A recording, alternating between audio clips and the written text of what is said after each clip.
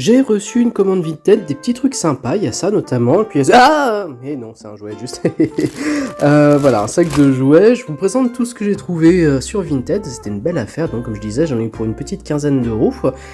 C'est des choses que je prends pour moi, pour la collection, notamment les fèves Pokémon comme ça, et puis aussi certains trucs pour revendre en fait, parce que ça fait quand même un sacré moment maintenant que je vous présente mes trouvailles de vide-grenier sur Le Bon Coin, sur Vinted. Je kiffe faire des achats, je kiffe faire des bonnes affaires. J'adore acheter et en même temps je vais pas pouvoir faire ça indéfiniment parce que forcément ça prend de la place et je me dis ça pourrait être l'occasion de faire partager un petit peu avec les gens. Déjà que j'arrive à revendre un petit peu des trucs que j'ai de temps en temps, j'ai décidé de me lancer une boutique pro sur Vinted, voilà, donc ce sera déclaré, je paierai des impôts et tout, pas de soucis, et ce sera que des trucs que je vais trouver à petit prix pour revendre. Je vais faire tous les trucs à 2 euros dessus, donc il y aura des cartes Pokémon, des jeux vidéo, bon, évidemment ce sera pas le triple A le plus récent qui sera à 2 euros, hein, ça va être du FIFA, du Call of, des trucs comme ça, enfin ce qui vaut 2 euros quoi.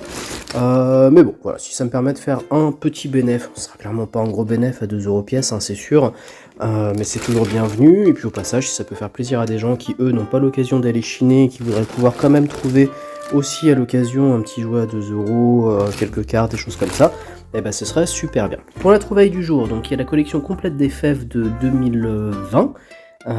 Voilà, il y en avait une petite poignée en plus d'ailleurs, elles sont pas là, mais bon, j'en ai 4 ou 5 en plus. Deux peluches qui sont assez mignonnes, voilà, donc ça pour un gamin, ça pourra toujours faire plaisir. Peut-être que je les filerai à ma filleule. Je sais pas, elle commence à être un peu grande pour ça maintenant, remarque, je lui prends des chairs de poule. Il y a pas mal de jouets, des figurines, des choses comme ça. Il y a du Star Wars, il y a ça, j'étais très content de trouver dessus. Je l'ai acheté un petit peu à l'aveugle, hein, le sac de jouets. Et ça, c'est ultra vintage, c'est les personnages de Dragon Ball GT, les ennemis. Le jouet est de 96.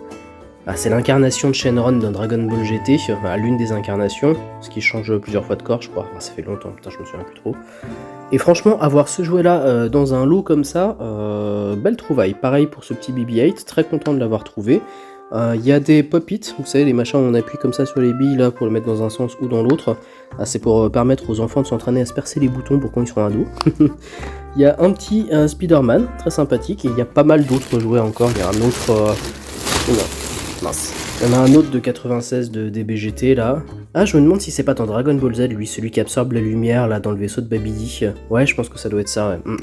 Bref, plein de petites trouvailles, voilà, 15 balles en général, c'était une belle affaire avec le t-shirt Dragon Ball qui doit être à ma taille en plus, parce que je suis pas très grand à la base, donc c'est cool. Dites-moi ce que vous en pensez en commentaire, est-ce que vous pensez que j'ai fait une bonne affaire? Moi je suis sûr que oui, hein, la valeur du lot est bien plus importante que ce que j'ai payé, et dites-moi s'il y a un truc en particulier qui vous a tapé dans l'œil, si vous pensez que c'est une bonne idée de faire un profil Vinted avec tout à 2 euros. Merci.